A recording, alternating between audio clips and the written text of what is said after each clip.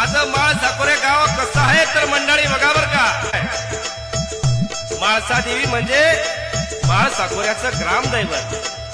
प्रामुख्यानं म्हटलं गेलं तर ब्राह्मण सोनार गुजराती यांचं हे कुलदैवत. संपूर्ण महाराष्ट्रभर ख्याती असलेलं जागृत देवस्थान म्हणजे माळसा देवी. बघता बघता देवस्थानची ट्रस्ट झाली आणि चांगल्या प्रकारे सुविधा या ठिकाणी होऊ लागल्या. भक्तोनी माझं माळ साकोरे गाव कसं आहे तर मंडळी बघा बर का. माळसा देवी म्हणजे माळ साकोऱ्याचं ग्रामदैवत.